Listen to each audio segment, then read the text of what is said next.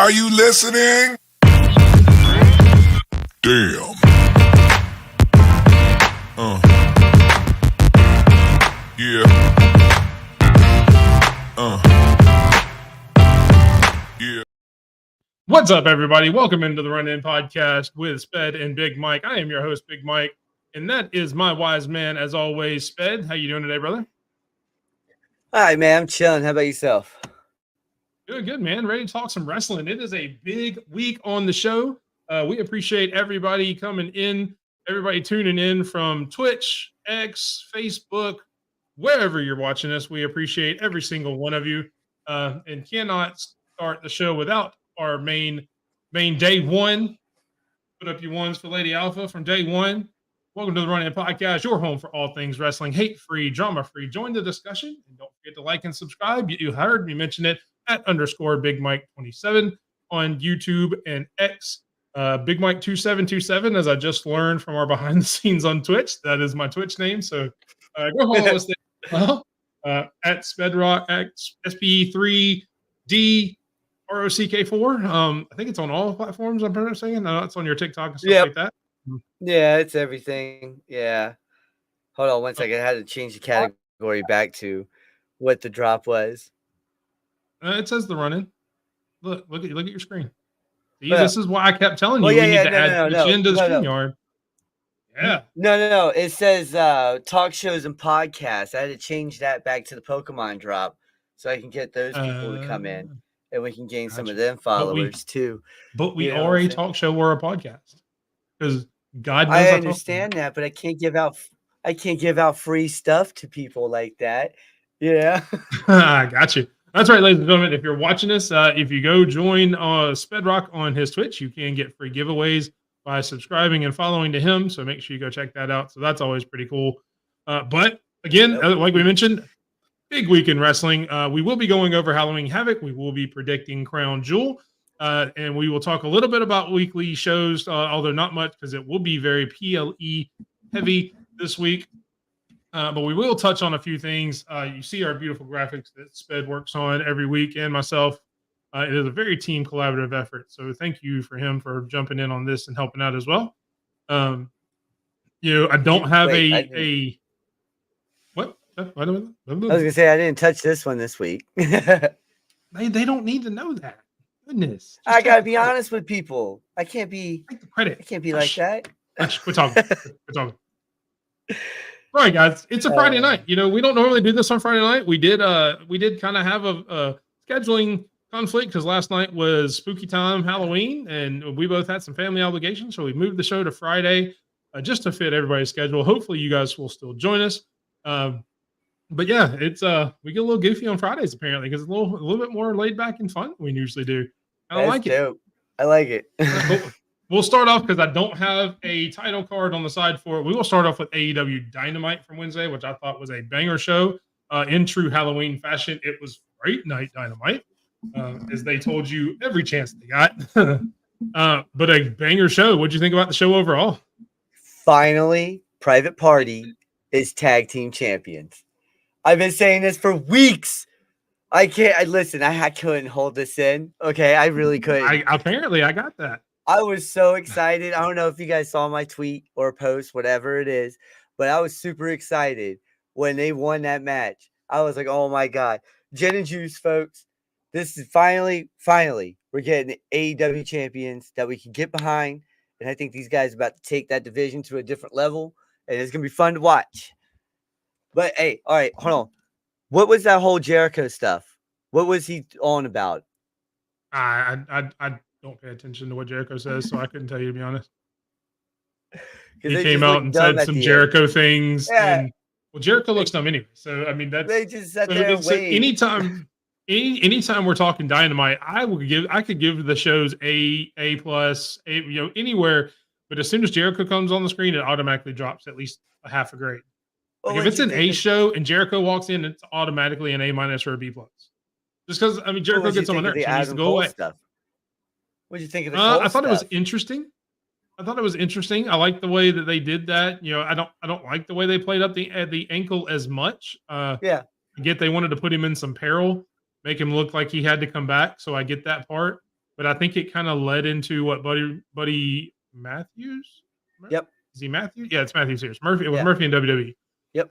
What Buddy was talking about him being weak, so they played into that. And I get it.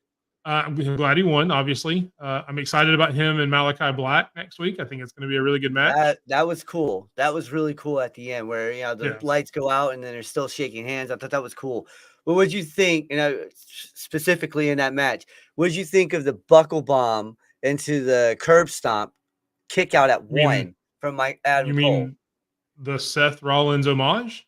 Well, yeah, the Messiah. He still goes with the Messiah. And keep in mind that is a callback because Buddy Murphy back in WWE was a disciple of the architect, or I guess the visionary of Seth Rollins. So I guess it is a kind of a cool back to his WWE days. So I thought it was pretty cool. I mean, the moveset is always cool. Buddy Murphy's a powerful guy. Him throwing around anybody's always pretty good. I mean, I think he's vastly underused, but there's a lot of that. A lot of that going around in both AEW and WWE, to be completely honest. Speaking of, I mean, we can't go without saying, our best wishes to Baron Corbin, Indy Hartwell, and Tegan Knox, who it was announced today are no longer with WWE. It's kind of some hearsay whether they've been released or if they have just left, but all three are going to be gone from the company. And Baron Corbin did some really good things. Indy Hartwell, both of them did really good things in NXT. And I'm not going to lie, if you saw my Twitter post or X post, Tegan Knox, formerly Nixon Newell of the independent scene, is one of my favorite female wrestlers around. And the fact that her run in WWE has been so start-stop, not necessarily against WWE because a lot of it was injuries, that may go down as one of the biggest misses, especially if she picks up in another promotion. One of the biggest misses of Triple H's era. I really believe that. TNA, to be honest with you, and then comes back in a few years, like a lot of people do. But you're right. You're right. Baron Corbin is going to be missed. Whatever he's going to be doing, I hope he does well. And I don't know if it's wrestling or if he's going to go do that cooking stuff that he's been talking about for a while now. But again, Indy and Tegan, I can see them landing over in a different promotion, continue on what they're doing, rebuild themselves, and they'll be back. I think they'll be back. So, but I don't want to go too much into it because we are talking about Dynamite. But I did want to mention that before I forgot, before we got too much into everything else. And there's Aiden, NXT. Yes, NXT is great. We will talk a lot about NXT, Aiden, I promise. I know you got a chance to see Halloween Havoc, which we're going to talk about. So make sure you leave your comments there when we start talking about NXT. Let us know how the matches looked in person, because I know you were there in person. Let us know. I'll give a TV perspective from what I've seen. Shocker, it's not all good, as you may know. But I said that, and I've said for weeks here, and going back to Dynamite. Sorry, I'm sorry. We're all over the place tonight, ladies and gentlemen. So I apologize. It's Friday. Going back to Dynamite, and I've said for weeks now, I finally care about Orange Cassidy. With everything that the BCC is doing and all that, and kind of how he's gotten a change to the character. And in one line in that promo, killed every bit of it for me. Yeah, I don't care anymore. Okay. The line where he said, I'm going to take the AEW championship out of your bag and put it in my backpack, killed every bit of momentum that I had for him. I figured that's what it was. Because as soon as he said that, I was like, dang, man, are you serious? Yeah. You really just killed your own momentum like this, and there's no way around it. I don't know, man. The only way he could come back from this is if he starts picking off the BCC one by one. That's the only way. He has to snap. If and when he wins that title, if he picks it up and puts it in a damn backpack and walks away with it, I'm done. Well, this is supposed to be the serious side of Orange Cassidy. I don't need you talking about backpacks. I get that. If you want to go back to that down the road in your career, it's always fun to have callbacks. But you're fighting for the pride of AEW. You're fighting for the life of AEW as you know it, which is represented by that belt that's held by Jon Moxley in a bag right now. You don't take that title and put it in another bag. No. You wear that on your shoulder or around your waist with pride, saying, I am the man who saved AEW. Yeah. from this minutes. What did you think of the scapegoat stuff, though? How he got pinned up by DG? Oh yeah, no, Daniel I mean that's Garcia? going to be a good match. Everything Daniel Garcia has done since he's come back, since he quit dancing, the dance was annoying as hell. Yes, Get it? that It got him dancing was over, stupid. Yeah. but it got him over. It did its job. Can't argue with that part. Well, you're right. You're right. Personal choice. It's annoying as hell. Yes. But again, kind of the same thing we talked about with Orange Cassidy. He's having a more serious side now. So I don't like if he'd have come out after that promo he cut when he came back talking about, well, I'm one of the best wrestlers in the world. I'm going to stay here because this is where the best wrestle, whether you believe it or not. Whole nother story. But if he would have started doing that stupid dance, and I thought he was going to, when he got up on the belt and did this and did the pose, I thought, oh my God, he's going to ruin it all. Yeah. He's going to start doing the dance, doing the thrust, and it's going to ruin everything he just said. Luckily, he didn't. I'm okay with just the pose because that's kind of a fighting stance a little bit. It's not a good fighting stance, but it's kind of a fighting stance. I mean, So you can kind of play that. I mean, fighting stance, poses, whatever. I don't know. I just didn't care for that dance. That's all. Yeah. Yeah. If he did that dance, As long as he quits I'd be that, like Jack Perry all day. Yes, Yeah. he needs to. I mean, and then you also have the line where the EVPs are apparently going away for a while, which is never a bad thing. Apparently, the Young Bucks are going to take some time Oh off, my God, it's a great thing. Yeah, so that's one less negative on your screen. Hopefully, that will revitalize the tag team division with Private Party, as you said, winning the tag titles in maybe the best tag team match I've seen all year. All year. Oh man, Maybe. when Quinn got Tombstone on the stage, By Okada. Yeah, I was like, man, this is it. This is it. You know, like, man, they're about to destroy Isaiah, and I was like, man, no. But listen, when they won, like I've been calling it for a while now. I've been calling it for a while now. What, 3 months Private now? Party. Almost since we started the show. I've been saying that they need this win. They need that W. Yeah, they need those belts because it's been 5 years in the making. This is 5 years too long to put it on the tag titles on these guys. They're that good. They're really good. Oh yeah, definitely. And like I said, one of the best tag matches, definitely the best AEW tag team. And of course, I don't get to watch AEW as much as WWE. So to be fair, but it is definitely the best tag team match I've seen in AEW, and probably the best I've seen all year in wrestling. I mean, you had the big star-studded one at WrestleMania, but as far as wrestling is concerned, this was the best tag match I've seen all year by a lot. Oh yeah, really easy. And the right team. So is there anything else? Yeah, and the right team won, yes. Yeah, there's nothing else to add on Dynamite. Besides the fact that they're staying consistent with 630,000 plus viewers each week for the last 3 weeks, folks. They've been at 630 or 620 or above for the last 3 weeks. And that's going up against competition against the MLB and other things that are happening as well. So these guys, people are starting to recognize that things are getting really good, I should say, over in AEW.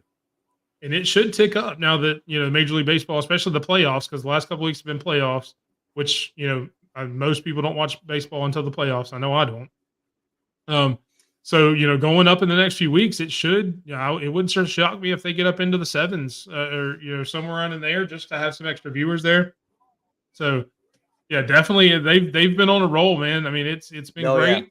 Yeah. And I'm looking forward. Again, I will watch next week to see what happens. As disappointed as I was in that Orange Cassidy at the end of the promo. And again, that's the only part I was disappointed at. Everything else he said I was on board with until that one line. Everything else was a banger promo until that one little spot. But I'm still going to watch next week where I normally wouldn't. I would see, if it's on, I catch it, but I'm going to make an appointment to watch it, which I can't say that I've done a ton in the past. So moving on, we will go, we'll hit SmackDown. We can't go without mentioning the Motor City Machine Guns becoming the new tag team world champions, defeating the Bloodline in only their second show. Technically the third match, because they had a back-to-back match there. Third match, second show, second night technically in the company. So, I mean, that's pretty impressive. I don't know that they've ever done a tag team that quickly. Well-deserved from the Motor City Machine Guns. What'd you think? I thought it was a great match. I mean, I'm starting to think the Tongas are a lot better than what is advertised. People only look at the negative on these guys for some reason, but they put on a great match. MCMG, those guys, they deserve tag team gold no matter where they're at. They're the blueprint of tag team wrestling since 2010.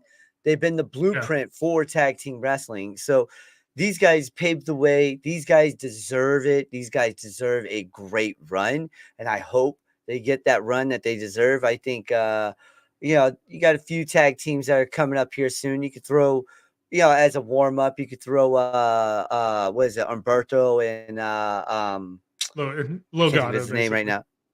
But yeah, you could throw Legado at him as a warm up, or you could throw whoever you want at him as a warm up to start up. But these guys are really good, and I think you could get a heel Street Profits versus a face MCMG, and at Royal Rumble, Elimination Chamber, Mania, somewhere, one of those three, and it would be phenomenal. So I think the tag team division is about to be on the rise on SmackDown. Yep, I said the same thing. And his name just said Montez Ford. Did an interview. He's actually done a couple interviews here over the past week or two where the way he's talked has sounded a lot of stuff like they're about to become a heel tag team. Let's see, great stuff. Very fast at the titles. I get that, but anybody that knows, and Nick, I appreciate you joining us. I don't know, how long you've been watching wrestling and all that, but like Sped said, they've been a top tag team across the world over the past 10 years. And they've done this a couple of times in the past, mainly when they brought up a few people from NXT. Think of Kevin Owens defeating John Cena and winning the U.S. title very quickly. Paige winning the women's title on her debut on the main roster. They've done it a few times, and I think it makes them feel like a big deal when there really were no big deals other than the bloodline there because of the way they've booked the Street Profits and some of the other, and really even DIY. There didn't feel like any big-time tag teams in the SmackDown division. Now there does.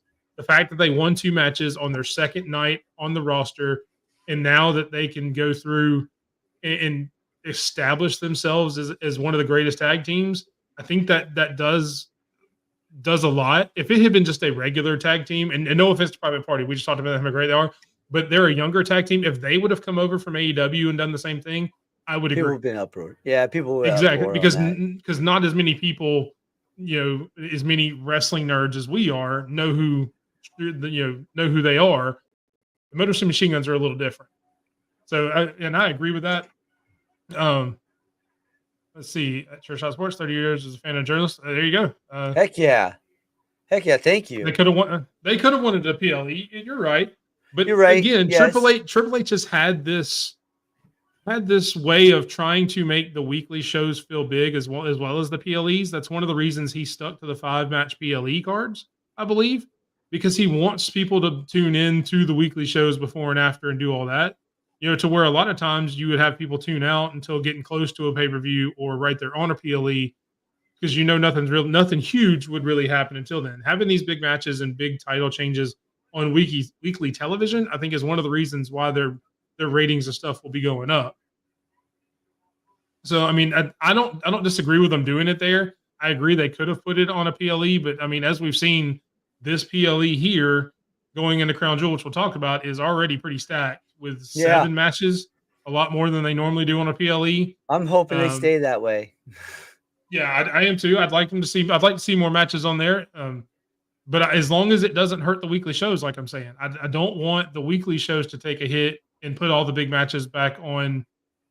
I don't want SmackDown to become a pre-show for your pay-per-view or your PLE. Well, like on Raw, for instance, a couple weeks ago with the Jey Uso and Braun Breaker stuff, they made that thing feel huge. As a main event, made it feel bigger than what it was supposed to be. And I actually enjoy that. I get what you're saying. You don't want it to go back to just being strictly PLE stuff. PLE 7 matches, 7 of which we don't. Okay, that's a fair point. If that's which 3 matches are you referring to? I'm curious though. Because all of them are fairly good matches, or they're really good matches, really. on a card that a week or two ago none of us were really excited about because all that they talked about were the championship matches. I think I know which 3 you'll mention, but I'd like to see your opinion before I throw anything out there. Yeah, I Um, like this. This is and I dope. probably won't bring it up until we get into the Crown Jewel, so we get through everything else. But yeah, put it in there, and I'll definitely bring it up when we start discussing Crown Jewel, when we start going through our predictions. So yeah, that's pretty much everything on SmackDown. Nothing else really big happened that's not leading up to Crown Jewel that we'll get discussed. Same thing with Raw. There really wasn't a ton on Raw other than you have a couple of different number one contenders now. The number one contenders for the tag titles are the War Machine, thank God. They've won their match. The other number one contender, which has now escaped my head, is who? I can't remember who the other number one contender that won their match on Monday. Do you remember who it is, Sped? No, I'm drawing a blank Really? right now on who was on Really, there on Monday. I gave you the perfect setup.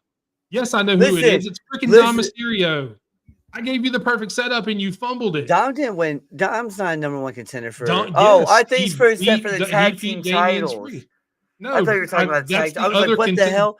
Yeah, I was like, oh my god, is there another tag team championship? Yeah. No, there were 2 contenders that got decided on Raw. The tag team contenders and Dominic Mysterio is the number one contender for the title. Yeah, that way. I was thinking tag team the whole. I was like, well, hold on here. I don't remember a tag team match being happening. This is what I tried my hardest to set you up for a Dom plug and a Dom promo. This is why I'm sped. And you fumbled it. Hey, listen. Let's try this again. So Sped, do you have any idea of who the other number one contender on Monday Night Raw was? It's a guy named Esteban calls Doofus Mysterio. Dominic Mysterio. Oh, okay. Yeah. Oh, that's right. It's your boy Dom. Why are you guys asking for this guy to die? I was just trying to figure that out. Why does everybody want this kid to die? Like, Gunther's gonna hurt him. Yeah. I understand he wants to do things on his own, but Gunther's just here. Gunther's up here where like God is, okay? And Dominic's where the mortals are, okay? And yes. Thank you, Lady Alpha. Because in everything that's happened this week, it's been a busy week for the show. I have not had a chance to make the little title card that says that. So thank you, Lady Alpha, for providing it for us. And always count on Lady Alpha, number one fan / show producer at this point. So we appreciate that. I will have his ugly sweater that they just released for our I did see that. The after Christmas episode. I think that's to be the 26th of December. Yeah. Yeah. Boom. Yeah, I've already looked it up. That's a Thursday. Yeah, so that's really all that happened on Monday Night Raw of any consequence. Again, other than stuff that's adding up to Crown Jewel. Were the 2 number one contenders. I'm excited to see. Yeah, they're teasing that. Everybody. Yeah. I don't know if it's that or if it's so much as kind of a PTSD from what happened after Damian won the title that he doesn't want anybody else to win a title. No, I feel that. I do feel that. But he's about to turn on Dom, and that's sad, man. Like Dom's about to be by himself, with Sped in the crowd going, woo! And there's Nick. So he likes to debate, extending an invite to his channel. There you go. Nick Club Wrestling Happy Hour. So if you guys are watching, make sure you go follow Nick there. Hopefully you'll give us a subscribe on our YouTube channel at @_Big Mike 27. Make sure you go to all of our socials. You can pretty much find me anywhere at @Big Mike 27 or Big Mike 2727. You can find that guy down there at SB3DROCK4, Spedrock4, on pretty much all social medias. Definitely, man. Hit me up on Twitter. Let us know. We come on your show. I don't mind. I just did another show about a week or so ago that went out. So and as much as I can get me on the screen, we're gonna do it. I'm gonna try to get this. We're trying to build to 100, man. We've got 78 YouTube subscribers right now. I want to get to 100. I actually want to get a lot higher than that, but you got to hit one goal. You got to crawl before you can walk. So hopefully we can get to that. So definitely just hit me up and let's see what's going on. And we will definitely try to do something with you because I always love talking wrestling, and I know Sped does as well. Did I say anything wrong there? SP3 ROCK4. Is that right? Did I get that right? It's pretty much what it is. As long as you look up Spedrock, that's the only thing you're gonna find is mine. Yeah, because it's a weird name. It's a weird name. I love it. We love you there. We love you there. All right, moving on to WWE NXT Crown Jewel. You can see the tag card there. So overall, don't get into any of the matches yet because we're going to go through it. Overall, one to 10, what did you think of the entire show? And then for context, Sped was actually at the show. I actually watched it on television like a poor person, but Sped actually got to go to the show. So 1 to 10, what did you think of this show live? I gave it an 8. You know, there's a couple of matches I was like, ooh, you know. Specifically one match that made me go, why? I thought it was gonna happen the other way. But yeah, it's all good. But 8, I liked them all. I just, it was a great time, great feel. I understand they tarped off 3 sections, but that was more for the media and everything. So that way, that end, they don't want the people to get distracted with the, you know, still developing and stuff like that. That's what the NXT guys who were coming from Orlando said. I was like, all right, cool, whatever. I was listening to that. But yeah, no, I liked it. It was a great show. Hershey itself shows up and shows out for any wrestling production that comes around. AEW needs to come to Hershey. They will probably get a good fan base out this way. But I mean, WWE's been doing well. They did Monday Night Raw. I was there as well. And there was one thing, we're going to talk about the Oba fight, but the one thing I've been hearing about Oba is that he said farewell to everybody. I didn't see that. I was there. I didn't see that. He was laying there until the lights went out, and then he stood up. He stumbled for a second, got on the ropes. Referee came over, talked to him, and then he walked off on his own power. That's all that happened. So I don't know where everyone's like, oh, he said bye to the NXT faithful. Yeah, I didn't see that. Well, I don't know if they meant the fans itself or maybe backstage or something, because the rumor is that he is getting called up very soon, and that may have been his last match. He was not there on Tuesday. No. I also noticed on the promo Tuesday, normally when they're showing the Lucas Crucifino powerbomb through the ladder, they usually showed it from a wide shot that shows Oba doing it. Yeah. This week during the promo, and again, wrestling nerd, most people probably don't notice this because I'm an idiot. They actually did it from a close-up shot that only showed him going through the ladder. Obafemi had been taken out of that shot. Now, whether that means anything, I don't know, but that's just something weird that I noticed. So maybe he is coming, maybe he's not. Maybe they were talking about backstage. So I hope they are. I don't know where he goes from here in NXT after losing the way he did. But we will go card to card or match to match through the card. Starting off with the ambulance match. Ridge Holland wins the ambulance match, puts Mr. Chase in the ambulance. Is Chase U done for good now? I hope so. There's so many people out there doing the U. I can't root for anyone that does this. Okay. As an FSU fan in college, I can't do it. All right. But no, besides that. So no, I enjoyed this match. I enjoyed this match a lot. The old school ambulance, I thought that was cool. For once in their life, they didn't put on the damn ambulance sirens and making everybody's head hurt for the rest of the match or the rest of the show. So I enjoyed this. Ridge, later on going on to attack and then getting beat up by Bubba and stuff. I think that's going to set up something really good. Ridge's character, though, I like his new entrance. I like that mask that he came out with. I like everything about Ridge Holland right now. This guy is a beast, and they're finally letting this dude explode. And if this is the end of Chase U, thank God. Because now Duke can finally freaking shine. Andre needs a new gimmick. This Chase U thing's been terrible for a couple of years now. And maybe Thea Hale will finally break out and do her own thing. I thought she was doing her own thing with that one. I can't remember her name right now. She was with some other female. I think that's who it was. It was JC Jane. That was after the whole Gigi Dolan thing. She came in, she tried to give her a little bit more edge, but then JC Jane ended up joining Chase U as well. Yeah, that was kind of a weird time. It was a weird time. Yeah, it was a little bit of a weird time. Yeah. But yeah, no, I enjoyed this match, and this was a great opener for Halloween Havoc. Yeah, the one thing, and I don't know if you guys saw that in the live crowd, at the ending where Chase is actually in the ambulance and you can see him kind of reach in and do it. Yeah. That was kind of goofy. But the match itself, I thought it was cool. I thought it had a good amount of violence to it when it needed to. Ridge, it showed him as a monster. The right person won. Ridge definitely needed to win this feud. Whether Chase U is done for good, I don't know. If nothing else, maybe they get a little bit of a gimmick change and stay Chase U, maybe a little bit more of a serious side when they come back. Keep them off TV for a little while. Although if you're calling up Oga like they're talking about, you need all the people on the roster you can at this point.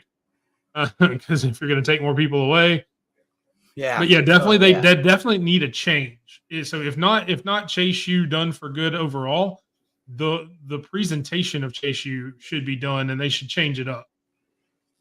Next up, you've got, and I said, will Zarya be added because I forgot to change that title card.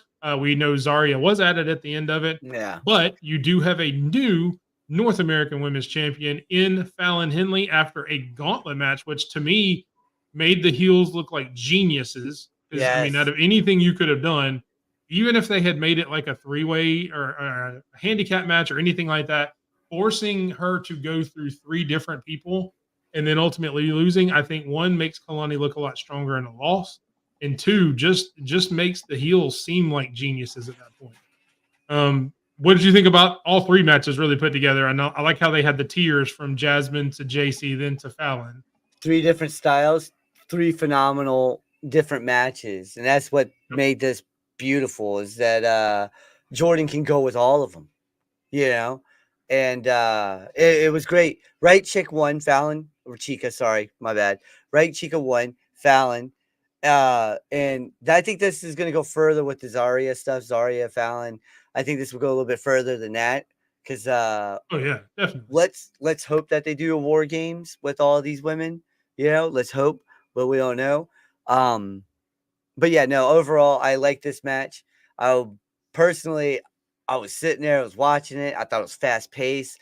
I was like, okay, this is actually going a lot smoother than I thought it would. I thought there was going to be a lot more bumps in the road and everything, but overall, three great styles from all three women, and what Jordan kept up the whole time. Yeah, definitely. I thought it was a great sequence of matches. I mean, obviously, getting a little and JC and Fallon are fairly equal in the ring to me. They've been doing it about the same amount of time. But putting Jasmine first as kind of a warm up / first test. I think Jasmine is going to be a star one day. I think she's one of the smoothest in the ring. She has the best kip up in the business. I know that's weird to say because she's only been in the business a couple of years, but go back and watch some of her stuff, like especially just the kip up. Like it doesn't look like she's trying at all. It looks just like she just stands up, which I know is a very weird analysis for one specific move, but it caught my eye, and that's one of the things. I feel it. When something catches your eye like that, the first time I saw it, I was like, wait, that looked different. Just the kip up. She's got to work on a lot of other stuff because she's still very new, but just that one spot, and I'm like, that may be the coolest thing I've seen, kind of thing. But yeah, right person won. I think this does end in a Zarya Fallon Henley match down the road for the title. I think Zarya takes the title from her because obviously that's the way they want to go. They're going to have this new crop of women coming in, powerhouse women or major women from other promotions coming in to run NXT at some point.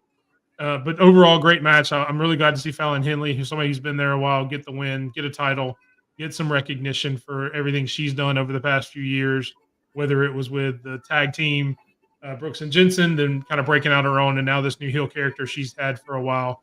It's really good to see. Next up is the one that we've talked about. And I'm going to let you talk, and then I'll say my feelings at the end of it, because anybody who's watched this show for more than a week knows this match devastated me. Tony D did take care of business with the family, and go ahead. What'd you think? What'd you think of the match? Listen, the match was great. I don't know how you don't like it. Yeah, I know. I understand why you don't like it because of Oba taking over. It was great. It was. I mean, it took the whole family to beat him, and that's what made him look strong. He should have ate the family. He should have ate the family, but think about it in this perspective. He ate a spear going into a ladder, or he ate the ladder basically going through it. All right. He took everything that Tony D and the family had, including the kitchen. It took everything, including the kitchen sink, to beat Oba in this match. If this was a tables, ladders, and traditional TLC match, I think Oba might have won.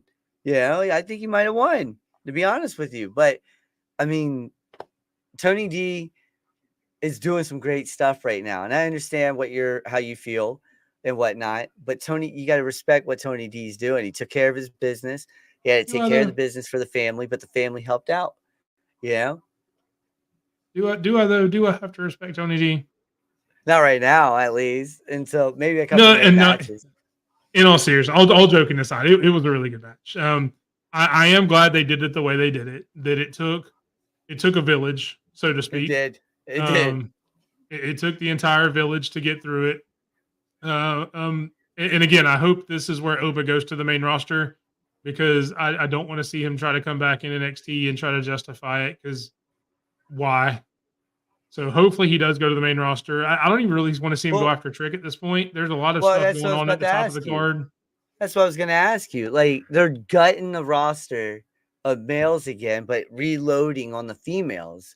Shouldn't they just keep Oba so that way they don't gut too much? I mean, yeah, all ego, Ethan Page is going to be there for a while. Yeah, but you just put Ridge in that spot. Yeah, I understand you put Ridge in that spot, but now you got, okay, after Ridge, who's after that? Wes Lee. Nobody's believing Wes Lee's going to beat Trick. Yeah. I don't know. We'll have to see what happens next week. That's true. He's supposed to have a match next week, which we'll get to here in a second. But we'll move right along. Again, it was a good match. Yeah, whatever. Tony D'Angelo won with the help of everybody in the arena, including I would imagine. I'm surprised I didn't see you down there hitting Obafemi as well. Whatever. Yeah. Moving on. All right, to the title match. Trick Williams retains over All Ego. Bubba Ray getting involved after the match. I mean, this was an okay match. It wasn't great to me. It was a decent match. It did what it had to do. Yeah, I mean, it was entertaining. I don't know how you felt about it being live. Did it play better live, or was it just okay for you? It was one of those. It was one of those that the fans kind of took over. We want pumpkins was a big chant. Well, they got pumpkins. They did. They got one pumpkin. Yeah, and Ego got kicked in the face for it. But yeah, no, the crowd itself was ready for it to be done. Like it was the last match of the night. Everybody was ready. We already got the Julia match. We got the Oba match. We got the Ridge match. I think people were fatigued at that point. They're like, oh my God, this has been a great pay-per-view. PLE, sorry, been a great PLE. Like, oh my God, I'm ready to go home now. And then this match, and it felt like it kind of drug on a little bit. I don't know how it felt back at home, but in the crowd, you could tell people were like, oh my God, especially the lady in front of me. She was like, during this match. Yeah, I mean, as a main event, it was a little underwhelming. I mean, it was a good match. Both of these guys are good at what they do. Yeah, they're great at what they're doing. Yeah, so I mean, it is what it is. I think the right person won, really, especially if you're going to start pushing Ridge to get some new blood into that main event scene. All Ego versus Ridge isn't a match I want to see as much as I would want to see Trick versus Ridge. Oh, yeah. Just because you've got that heel face dynamic. But yeah, it was decent. I think the right person won. I don't know how much I'm looking forward to the tag match, which we'll get to in just a minute. Yeah, it was okay. It was decent. Last up, we do have the tag team match. Cora Jade and Roxanne against Stephanie Vacour and Julia. You see down there with the newcomers beat the OGs. It did turn out that the newcomers did beat the OGs. What'd you think? Okay, so before the match, I'm standing up. I'm giving a standing O like I usually do for every wrestler that comes out. I always respect the people that come out, especially the champ. You always respect the champ. So the champ comes out, you stand up. Well, I look down, I see Esteban. All right. Esteban looks at me, he goes, like that. He looks at boom and points to the mat. And I was like, I'm watching. It was a great match. Live, I thought it was a great match. All right. I thought it was on TV, it was a great match too. I've seen mixed emotions about it though. People saying, "Oh, it didn't live up to its hype." No, Stephanie Vacour, Julia, Cora Jade, Roxanne Perez, all four women are phenomenal in that ring. All right, my wife was even like, "Wow!" throughout that match. Like that was a great match, And I will say this. I'll say this: if we're getting Stephanie Vacour versus Roxanne Perez, shut up and take my money. You know, that meme, you know, that Fry, Yep. shut up and take my Yeah. money, because I'm telling you, man, that right there is WrestleMania written all over it early. You know? And it does seem like we're going that way, because even on Tuesday when they were talking when we got to the Big 10 woman tag, when they had the backstage, Stephanie Vacour specifically said Roxanne's mine. Julia specifically said Cora's mine. So it does look like we're making that split, which is what I said needed to happen last week, because I think those two matches would fit well together. Yep. Better than Julia versus Roxanne and Stephanie versus Cora, just because I think their styles mesh well together. I think it's going to be a great match. I am excited for the 10-woman tag match, which we'll get to here right now, because as most of you do know, we did have our predictions last week on Halloween Havoc for the NXT run-in title. It did end in a tie, and nobody wants to tie ever. Tie? No, I think it was Bear Bryant that said tying's like kissing your sister, which is never good. Even if you live in Alabama, don't make that joke, Sped. I know it's coming. Don't do it. Don't do it. We don't do that here in Alabama anymore. Maybe a long time ago. It doesn't happen anymore. Oh, no, man. As a tiebreaker, we are going to predict the 3 matches that have been announced for next week's NXT show at the ECW Arena. There's only 3 matches that have been announced.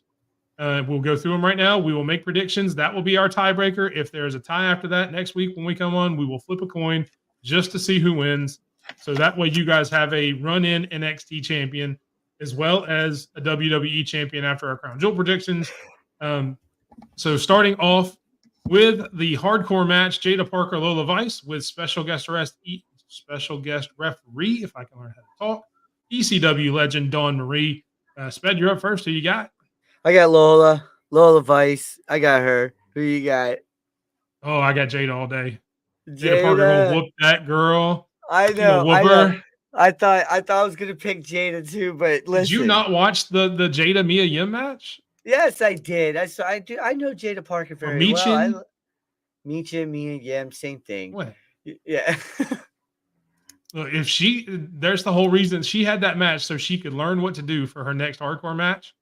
And this is a hardcore match, so it's going to be Jada Parker all night long. She's going to whoop that girl. We'll see. All right, there we go. Moving next, we have the tag team we talked about earlier, Trick Williams and Bubba Ray Dudley against Ethan Page and Ridge Holland. Who do you think is going to get that one? Man, this one's tough. I want to say Ridge Holland gets the pin on Trick, but this is ECW. You're thinking the same thing. Yeah, it's ECW, and like, you can't go wrong with picking Bubba Ray and Trick Williams, so I'm going to have to do that. So you're going Bubba Ray and Trick Williams. You know what? This is going to be a theme tonight for the rest of our picks. Big Mike isn't going to pick with his head tonight. So if it comes back to bite me, we know why. Big Mike is going to pick with his heart. And I want to see Ridge Holland get that pin. I want to see Ridge Holland versus Trick Williams.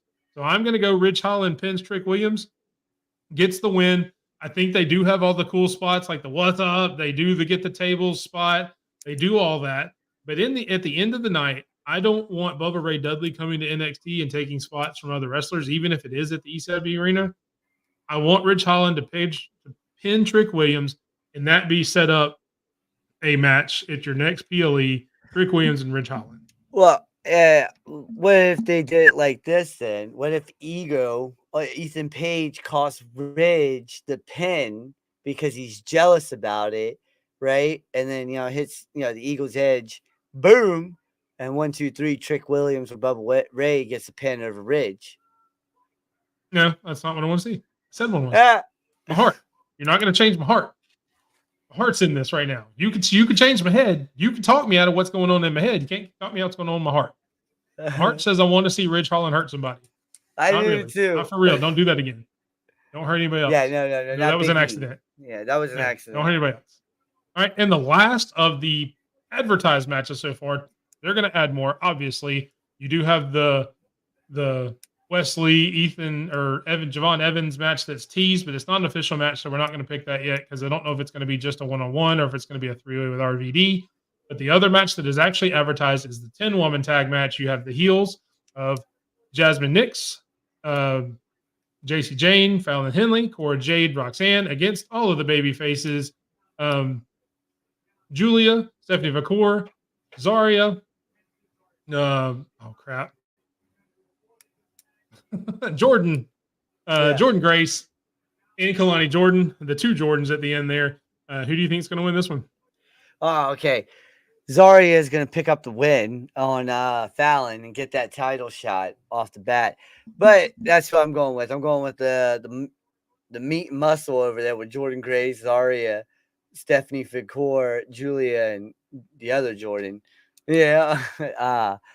I just see the story building up with Zarya versus Fallon, honestly. And with that, Zarya has been on Twitter. She's been talking doo-doo to people who've been talking doo-doo back to her.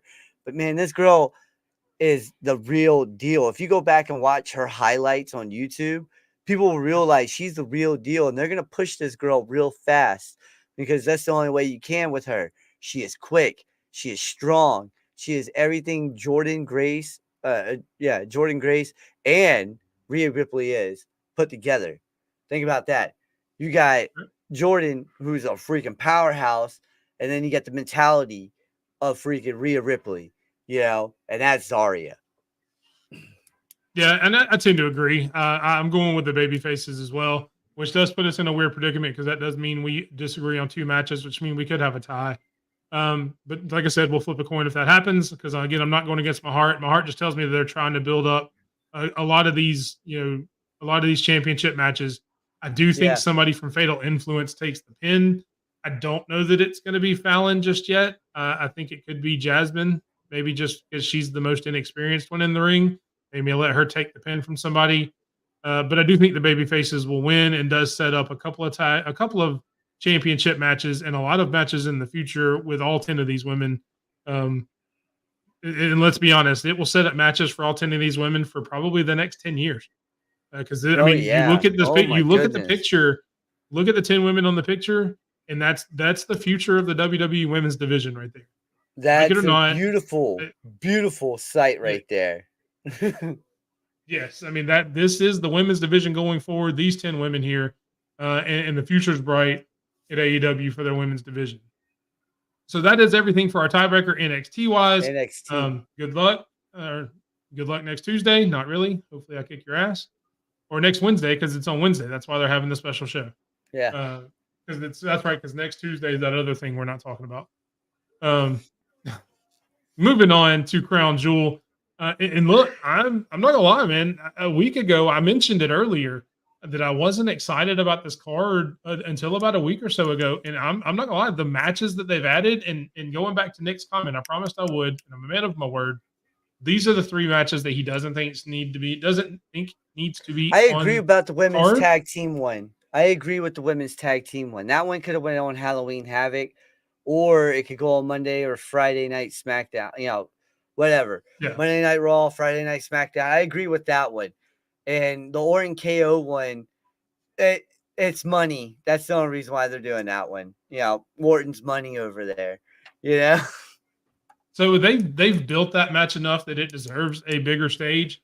And it's because they're probably going to build the KO versus Cody at Survivor Series, which is why they're doing it now. So it gets a big stage. Plus, I'm sure they wanted to put Randy Orton on the Saudi show. KO always does good well. That's what I'm the saying. US, I actually agree with the US title more than the KO Randy Orton. That could have very easily been on a SmackDown because all the other ones have been on a SmackDown. So I'll agree with you on that one. The women's tag team, I kind of see that too. Randy Orton KO, I think, needs to be on this card. But those other two, it's iffy. But again, they wanted this pay-per-view to feel big. They wanted to get more representation in all aspects. So you wanted more women. You wanted more people on the card.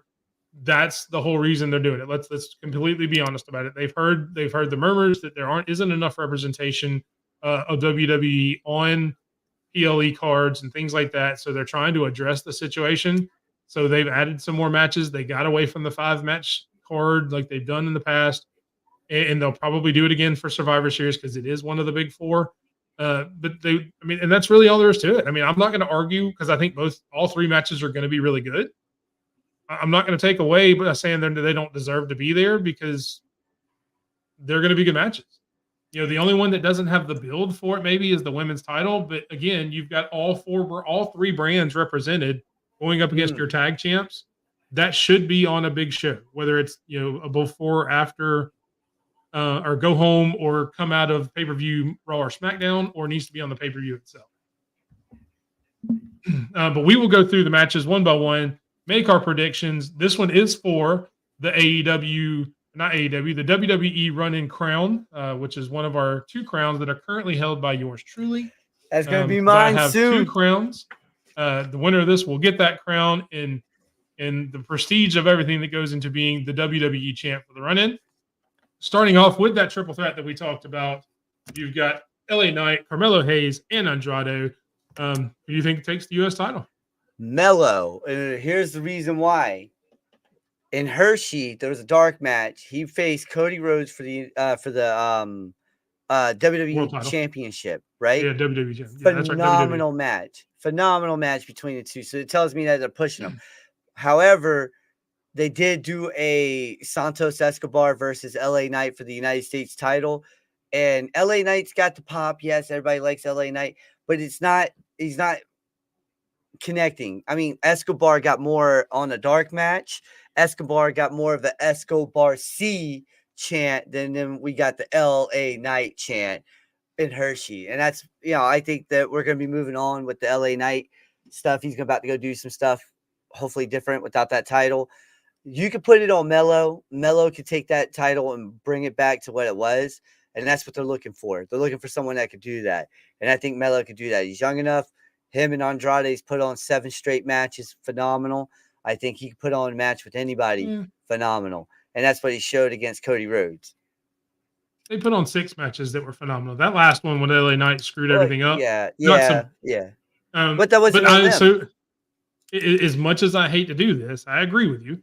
I think it's going to be Mello as well. I think they want to build Mello up as the heel, obviously, because everybody loves Andrade and LA Knight's one of the bigger stars. So I think we actually get the heel type win where maybe LA Knight hits Andrade with a BFE. Mello comes in, pushes him out of the way, and takes the title. So I think you may get that sort of thing, but I do think Mello wins. I think it will re-energize the U.S. title scene because I agree. I do think it's kind of gotten a little stale with LA Knight here. And as much as I've liked LA Knight in the past, I'm kind of getting tired of him, as much as I hate to say that. No, and I agree with that. His stuff is the same thing over and over, like I'm going to come out and I'm going to say, yeah, it's the same thing with it. His character hasn't progressed at all. It's the same thing that he did in TNA, Impact, because he was in Impact as Eli Drake, except he was calling people dummy and then hitting a button and saying, yeah. So there's really no character development on this guy. He's a one trick pony. If you go back and look at his recent history, I'm sorry. I know there's a lot of LA Knight fans out there. I get that, but you got to look at history, man. You evolve or you don't, Yeah, definitely. And guys in the comments, let us know who, as we go through the matches, we're obviously going to give our opinions, but make sure you guys are giving your opinions, who you think it's going to be. Mr. Yu chiming in. Hello, Mr. Yu. Hard to feel like Andrade and Mello are really over. This might be the beginning. Excellent show so far. We appreciate Mr. Yu. For anybody who's new to the show, Mr. Yu actually is the person who Yu kind of got us put together. Brought Sped and Big Mike together on a previous iteration of the Run-In. We were the Thursday night triple threat, and Mr. Yu had to step away for some personal reasons, which we support. Good personal reasons. Maybe I should put that. Very good personal reasons. He had a lot going on. Not like he had something bad. But has handed it off to us. Hopefully we're making you proud. But he definitely feels that way. Lady Alpha is going with LA Knight. Yeah. Oh, I like so there we go. I mean, that's so Mr. Yu. So you say you feel like Andrade and Mello aren't over. Who do you think who do you have winning the match? Do you think one of them takes it and it goes for the title, or do you think LA Knight keeps it? And we'll bring it up as you answer it. But we will move on to the next match since we are both taking Carmelo on this one. Next match is the 10-woman tag, or I guess kind of 8-woman, the 4-way tag match for the women's titles. Who do you got on this one? Okay, we're gonna do what you did, okay, but we're gonna do it the opposite. All right, my heart says Metaphor all day. My heart says give it to Lash. Let Lash do her thing. but my brain is saying just go with Lash Legend and Metaphor. I'm going Metaphor, man. I can't go wrong with my heart on this one. All right, there you go. And just as an update, he thinks LA Knight. Mr. U thinks LA Knight's going to take it. So Heck yeah. apparently, we're the only dummies that think Melo's going to win that other match. We're dummies. The audience is normally smarter than we are, so That's he's true. probably going to win, and we're going to look like dummies as we normally do. But I'm fine with that. And cool with what it. did I say? When we started these predictions and when we started talking about this stuff, what did I say? What am I going to do? Pick Going Lash? with this, not this. So my Good. brain says stick with the champion. Nice That Lash, it's going to be man. Bianca but my heart hears you say Lash Legend and Jakara and says Chelsea and Piper are going to win. Listen, I almost went with them. That was in my brain. That was my brain saying Chelsea. So my heart wants Chelsea Green to have a title so bad just because she's so entertaining, and they're not going to put the women's title on her. It's just not going to happen anytime soon. No. Until they get a mid card. I want her to have a belt so bad, and Piper Niven. No, I'm not discounting Piper Niven. I think Piper Niven's awesome. She's. I want them to have. I want them to have the tag straps so bad that I am not going against them. And if I'm wrong, if loving them is wrong, I don't want to be right. And that's what we're going with. I feel it. Sticking with it. I feel it. And sorry, Mr. You had a typo. Night's Reign will be shorter than we thought. So apparently he thinks one of those guys may win, I guess is what he's saying there. Lady Alpha thinks Bianca and Jade are taking it. So now if we can get somebody else in the comments to say damage control, then we have the entire match represented throughout the show. So that's awesome. Yeah, we're going to pretend Mr. U says damage control unless he says something out loud different. Moving on. Did you have something else on this match you want to say? Sorry, I know I cut you off. No, I just think Metaphor is going to take it. They're coming up to the big leagues, quote unquote, and yeah, I think it's still too early. I honestly think they're in this match, so Jakara Jackson can take the pin. I don't think Last Legend's going to take the pin. I think they're in this match so Jakara can take a pin and nobody else looks weak. No, I get that. Or you can have Chelsea take the pin and still not look weak. I think we've had this discussion with Oba. No. Hush, listen, she's about to be the first ever women's United States champion. Watch. If they ever introduce that, there's no telling them when they're going to introduce that. Royal Rumble. Hush. Did it with Oba. Hush. Chelsea's not taking the pin. Jakara Jackson's taking the pin. I didn't even go after Lash. Lash isn't taking the pin. It's Jakara. Piper. Next match. Or hush. Next up is the grudge match between KO and Randy Orton. I'm sleeper for match of the night for me. What could be match of the night? But I'll let you think who you got winning. I got KO. I think he's already on this one. I think KO's been in Saudi Arabia already for like a week or two, and I think he's fresh for a week or two. Oh, because he already knew about the match. Like most of these planning something at the arena. Is he like planting booby traps or something? What does that mean? I don't know, man. He's a grudge match. You don't know what he's doing. You heard Triple H. He said, "Watch your back at all costs." Everything. Well, as of right now, it's not a stipulation match. So if he does anything like that, he's going to get disqualified. But he probably don't. He don't care. He just said earlier he's going to hurt him. He doesn't real bad. He doesn't care. He doesn't. And that's why Randy Orton's going to get his ass kicked. KO is going to win this match big time. Yep. I'm picking KO. KO should win. He just turned heel. We're building towards, Cody and KO at SummerSlam. Not SummerSlam, Survivor Series. Survivor Series. They're both SS things. It's that is weird. And finally, we all agree with Lady Alpha, so that means we're all right. Because Lady Alpha, I don't know if you realize this, the last couple picks, Lady Alpha has had better picks than we have. So going with Lady Alpha. Oh, so we are watching SmackDown. This is actually happening during SmackDown. Kevin Owens just came out at the end of SmackDown. Yeah, I just looked over. Yep. There we go. Setting it up. There it is. Sorry. Again, Friday night. Apparently, I've got ADD on Friday night. I saw a squirrel. Hey, listen. He's pulling at me, folks. Squirrel. Yeah. Squirrel. Now I feel like now I know how Sped feels every day. That's my brain, man. I apologize for going off the rails. We do both think Kevin Owens is going to win this and set up a future match between him and Cody Rhodes. One that we'll see how that goes compared to their last match. Next up, you've got the other grudge match, Seth Rollins versus Bronson Reed, which doesn't have a stipulation on it as well, which kind of makes me lean to who I think is going to win it. But who do you think? Who do you got? I think Seth might win this, honestly, just because there's no stipulation on it. But no, hold on. Yeah, I'm gonna go Look, Seth. you've had I'm going forever Seth. to think about this. You should know I'm the going answer Seth. on it. Yeah, you're right, Seth. Because Yes. it's Seth. So here we go again. My brain says it's Seth freaking Rollins, one of the faces of the company, one of the best wrestlers in the world. That's what my brain. That's what this is saying. What the noggin's saying. But the heart wants to see about 15 tsunamis. I want to see 15 tsunamis too. I can't agree with you on everything. Okay, I don't want you to agree. This would be boring if we agreed on everything. I know. But again, and here's why I think it's going to be Bronson. One, because it's not a stipulation.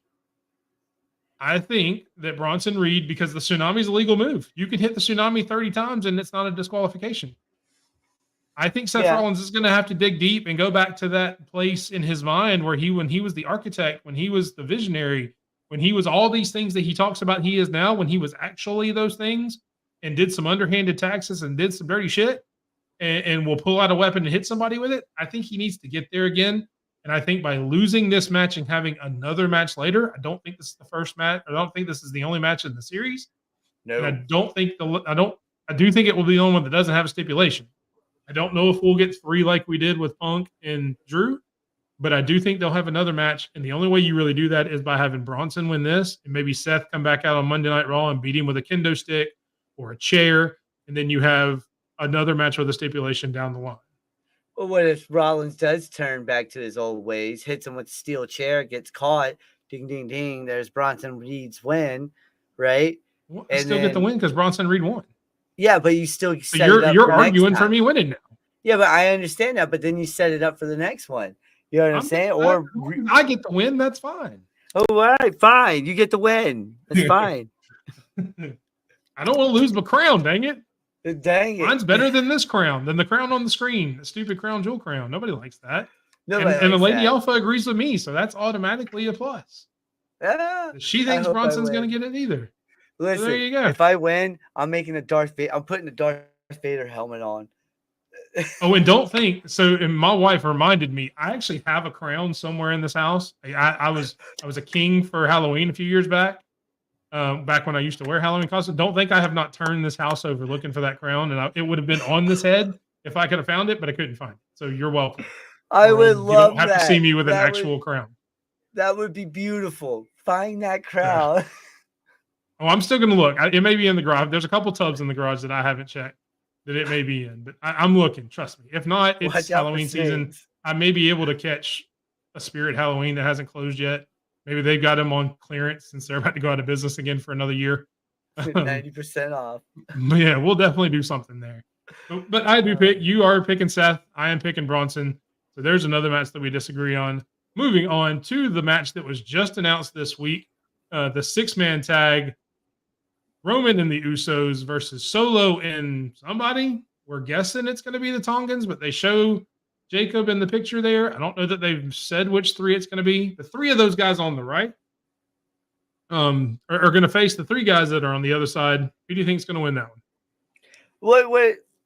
Okay, after Sammy started talking to his dog, Solo, I got mixed emotions about this. If you put Jacob Fatu in there, then you have to let Bloodline 2.0 win this one to set it up for Survivor Series.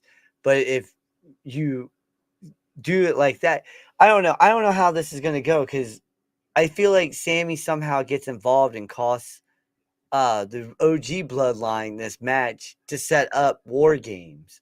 I don't know how this match is going to go. Everything got thrown off on Monday with Sami Zayn talking to Solo outside of Hershey. But let's do what you did. Brain says Solo. Heart says Roman. We're going to go Roman. We're going to go OTC. Okay. So Lady Alpha agrees with you. She thinks it's going to be OTC and the Usos. I actually think that it's going to be the New Bloodline. I don't know which iteration it's going to be, and I don't think it matters.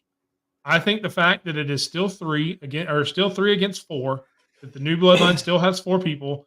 I think they Yeah. are still going to build towards towards Survivor Series. The Sammy thing does kind of throw a wrench in it because does Sammy come out and interfere? I know they love having Sammy in the Saudi shows because of his religious background. He's Muslim. He gets a big pop over there. There is the draw there with him. So I don't know why they wouldn't have him on the show, period. Well, So he doesn't really get a big pop over there because he's got the oh yeah, Syrian descent. no, he's gotten big pops the last 2 shows he's been at. He's gotten huge pops in Saudi the I last remember he couple wouldn't shows. go over there because of his descent. Yeah, that was a long time ago. Yeah, a lot of things have changed over there since then. So yeah, you're right. Yeah, now that he's come in there, I mean, because they've done the vignettes with him going to the Holy Land, him doing all that. So I mean, he's connected with the audience there in a way that no other superstar does. To be completely honest, and he has gotten huge pops the last few shows that he's been out there.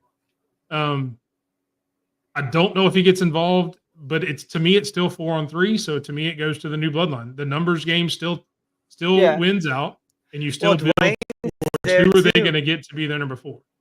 Dwayne's there as well. He touched down as well. So he could get what? I'm switching this. I'm switching to the new bloodline. I just realized Dwayne's there. You got Sammy there. 4-on-3. Oh man, yeah, it's definitely new bloodline. Yeah, screw that pick. All right. So apparently we were both going new bloodline now that somebody's changed their mind or their heart. I had to. Yes. I had to. All right. And then moving on to what really shouldn't be the main event, probably will be because it is for the Crown Jewel Championship. First up, the women's match. You have Liv Morgan, Nia Jax. Who do you think takes it? Nia. Nia takes it because Rhea costs Liv the chance. Okay, she'll come out. So hold on. And as much as I don't want to do this, I was about to get to that where she's gonna have an eye patch of her eye, looking like a pirate, and cost her the match, and then Tiffy is gonna cash in on Liv, and it's gonna be beautiful. Okay, and then it's gonna be Tiffy time. I'm just going off what we saw tonight. All right, Nia Jax destroyed her. There's no way they're putting that huge title on that little frame. All right, that title will take up like everything. It'll be like chin down. So they did announce today that the winners don't actually get the title. The winners are actually getting a ring. Yeah. Which is cool. Which I think actually makes it more feasible that Liv takes it because I think Liv would show off the ring better. But I do agree. I think Nia's taking it, and I actually think we do get a Tiffany cash in. Yeah. After the match. Yep. On Nia Jax. Ooh. So you can add that to my predictions. It's a bonus, so I don't get discredited if it doesn't happen. Well, no, hold on. All right, then I put it in. You're saying we both are saying there's gonna be a cash in, but I'm saying it's gonna be on Liv, and you're saying it's on Nia. Okay, we'll do this. If we tie on the NXT predictions, that's our tiebreaker. Okay. The cash in is our tiebreaker on NXT predictions. If it happens, if it doesn't happen, then we still have to flip a coin. But since we're taking opposite sides of the cash in, that will be our tiebreaker for the NXT picks that we had earlier. Since we could still tie, if there is a tiebreaker needed. Yeah. If there's not a tiebreaker needed, then we don't worry about it because when I win both of those matches and we don't need a tiebreaker, that's fine. So, all right. So we both think Nia is going to win the actual match, though. I think Tiffany cashes in on Nia after the match. You think that Tiffany cashes in on Liv after the match. But either way, we think Tiffany is leaving with a belt, which is well deserved. Yeah. And well overdue. Last but not least, you do have the men's title, Cody versus Gunther, which she obviously alluded to at the end of SmackDown here just a few minutes ago. Who do you have? Gunther. All the reason why is because KO is going to get involved. Ludwig's going to get involved, but Gunther's going to win because of the outside interference. And I see it like this, okay? I said KO beats Randy. You said KO beats Randy. But that promo kind of felt like Kevin Steen more than Kevin Owens. if you look at it, right? And everybody knows Kevin Steen in Ring of Honor was crazy. That man went nuts on a lot of people. All right. And that's what I think we're about to get. And I said this a few weeks ago that I feel like this whole Kevin Owens and not trusting the WWE management, SmackDown, whatever anymore is Kevin Owens back in 2015, or not 2015. Kevin Owens when he was back in Ring of Honor, when he was doing he got fired, whole thing. And that was a great time to be around Ring of Honor. I think Kevin Owens is going to get involved in this match. He's going to cost Cody Rhodes. It's going to set that match up that you've been talking about at Survivor Series, Cody Rhodes, Kevin Owens, because the ring general has been cutting some crazy good promos lately too. And I mean, how are you gonna put a guy number 2 after he's been saying he's number 1 this whole time to another champion? Yeah, I do feel like Gunther is the number 1 champion in the company versus Cody. And Cody's had that belt the same amount of time. Yeah. So all right. So we've talked all night, head versus heart.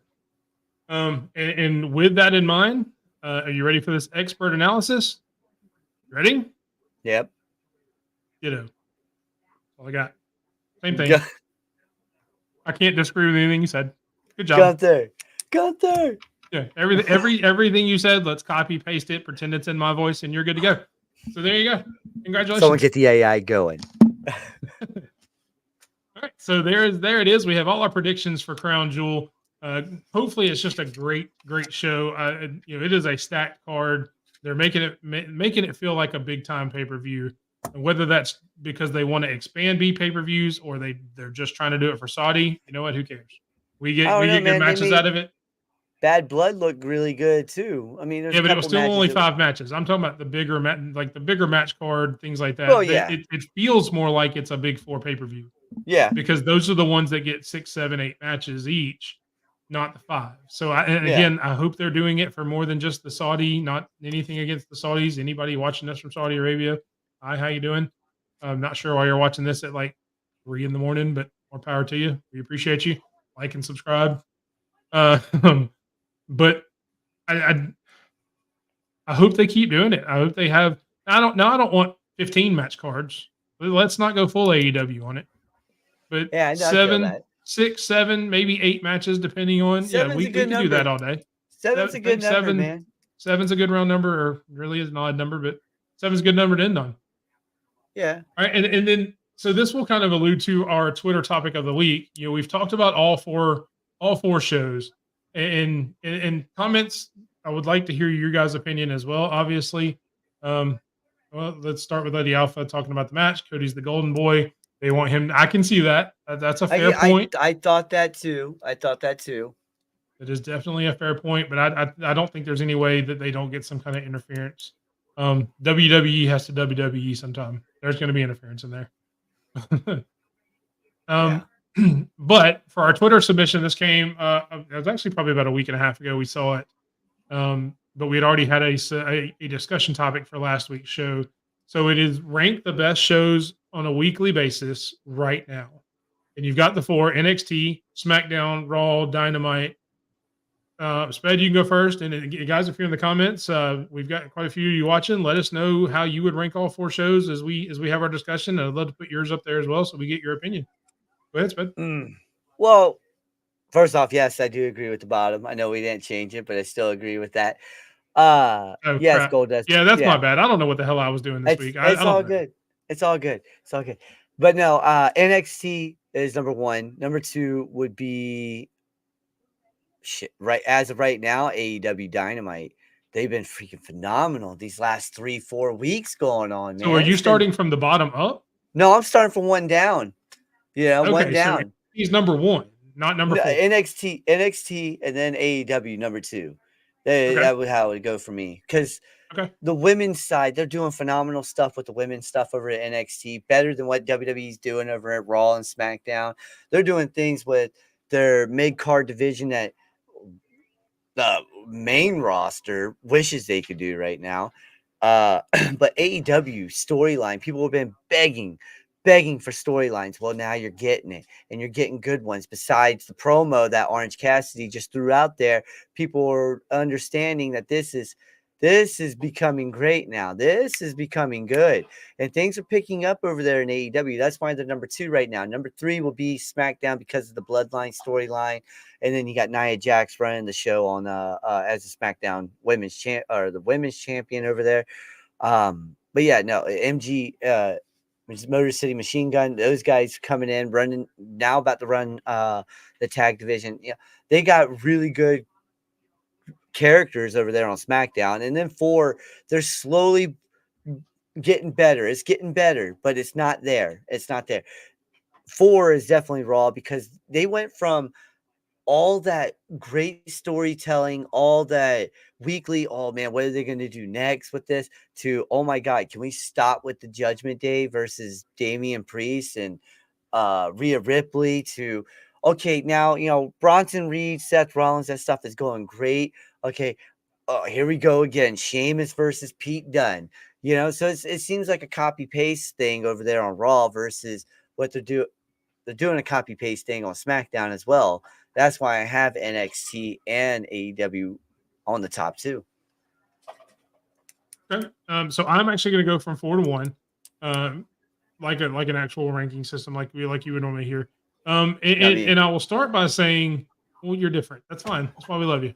That's why you're the star. But I don't think these 4 shows are that far apart. I really don't.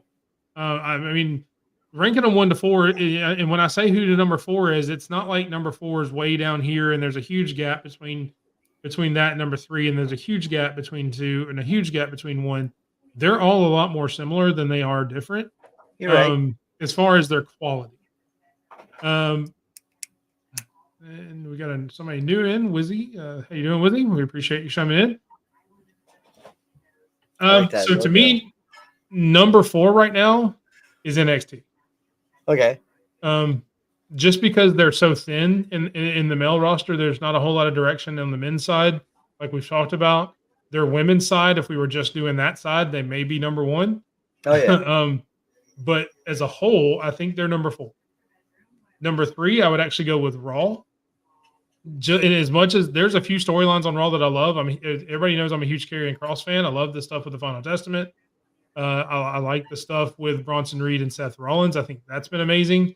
But just when you compare it to what the other 2 shows are doing right now, week to week, over the past few weeks, I think they are a very close 3rd place.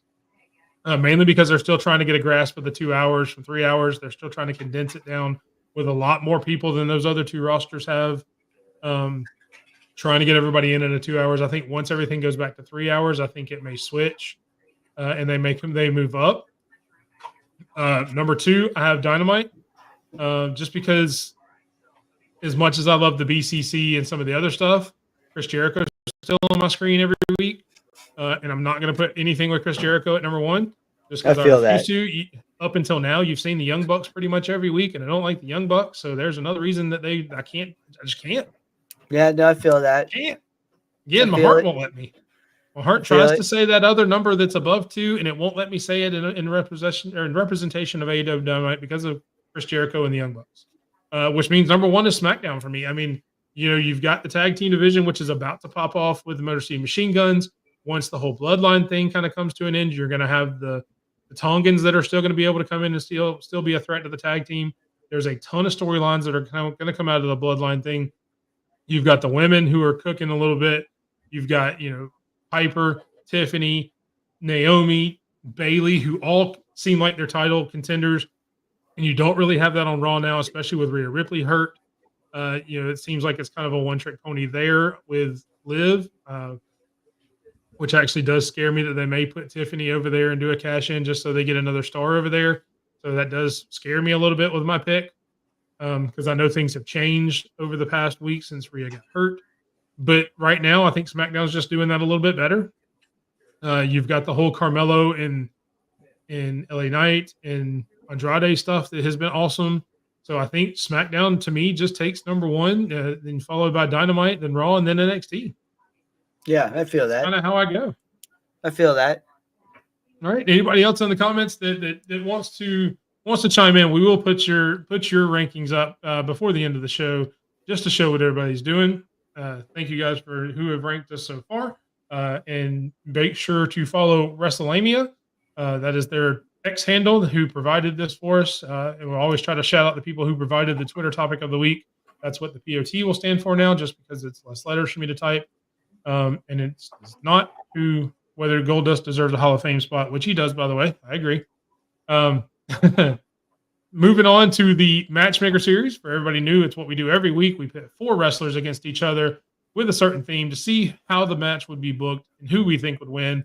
And yesterday was Halloween, as we talked about. So it is a spectacular spooky edition, which we are calling the TRI Halloween Havoc. You have The Undertaker versus Bray Wyatt versus Uncle Howdy versus Kane, which means I know how one person is going to vote for this that's on our show. But Sped, I'll let you start first. Kane, because he's unmasked. That was the most unhinged dude I've ever seen. As soon as they unmasked him, he burned a man alive. Okay. Allegedly. I'm not sending anybody to jail. That man's a congressman now. Allegedly. He's a mayor. But no, or, yeah, mayor, something. Same thing. I think he takes this one. Kane, a guy is, don't get it twisted. Bray Wyatt's Fiend character, phenomenal. All right. Undertaker, we all know what that man did. Bo Dallas, his Uncle Howdy character, we still don't know how that character is going to go. But out of all these 4, we all can agree that Bo Dallas is not going to win this one, But I will say Kane, because that dude, when he was unmasked, was unhinged. So I don't know how he gets it done. Bo Dallas is probably taking the pin in this one out of all 4 of them. But Kane gets the W. Yeah, I think if nothing else, we can all agree that Uncle Howdy takes the pin. Yeah. But I honestly think that it's Bray Wyatt that does it. Yeah. You talk about unhinged Kane was, especially unmasked. But as unhinged as he wasn't Fiend levels of crazy. But what are you talking about? He put jumper cables on Shane's gonads and said, "What's up?" Yeah. Yeah. But I mean, who hasn't done that on a Thursday night? Come on. So let's get real. The Fiend is the most I guess, the best bridge between psychological and unhinged. He would be able to bridge that gap a little bit more, because you have Kane, who's all unhinged. Yeah. You have The Undertaker, who's all psychological. You have Uncle Howdy, who is Uncle Howdy. He's not going to win. I just had to put him in here because he's spooky. Let's be honest. But the only person that can take both of those. Well, so here's the thing. I actually had one of these that was like Doink the Clown, the Boogeyman, the Zombie, and some other Halloween. And I was like, man, I can't do this without putting Undertaker and Kane in there. So I had to change it up. So full disclosure, I had one of those in the chamber just in case we went that way. And the other one may have been like the Gobbledygooker or something like that. Something so stupid. But I wanted to go with the more serious route. But I definitely think that Bray Wyatt and Uncle Howdy, Undertaker and Kane will just take each other out. Their hatred for each other when there aren't tag teams is unmatched. They had some of the greatest matches that they've ever had against each other. So they can take each other out. Undertaker can bury Kane in cement, or Kane can set Undertaker on fire, however you want to do it. Or if you want to do the jumper cable thing, we won't get back into that. I see your comment. Lady Alpha. I'm not confessing anything. Everything is allegedly and reportedly. There is no confession. I don't know, man. But I think it ends up with Uncle Howdy and the Fiend together, and I think the Fiend just destroys him. Destroys Uncle Howdy, gets rid of the other demons that are in his head, and finally comes out on the win. Do you know? Here's another reason why I would pick Kane. All right, out of all 4 of these men, he's the only one with a horror movie. Well, there's extenuating circumstances of that, because it was rumored that Bray was working on one. Yeah, he was, but yeah, I mean, there are extenuating circumstances to that one. Yes, but I do agree that, and it doesn't necessarily mean it's a good horror movie. What? It was crazy. Doesn't necessarily mean it was good, but there is a movie out there that stars Kane. Yes, that did happen, allegedly. Much like allegedly, just like the other alleged stuff we're talking about. Oh All right, my God. ladies and love gentlemen, it. that is pretty much our show. We will go on to our last topic, which is what everybody looks for, where I quit talking. You hear from Sped for Sped's final word. All right. Well, I've been thinking about this, and me and Big Mike were wanting to get you guys involved more. So if you guys want to join in on the chat with us and talk PLEs, Raw, SmackDown, AEW, hit us up on Twitter, either or, Big Mike 27, Spedrock 4. Let's get together. Let's get this done. Because I would love to hear what you guys have to say. I like having a good debate with people, you know? Yeah, I like doing that. So hit us up. Let's get on the show. It could be, if you guys have Discord, I can get a Discord channel going for this. It's too easy. Let's get it done. All right. Thank you, Sped. Everybody have a great night. Have a great weekend and enjoy Crown Jewel. Thank you, everybody.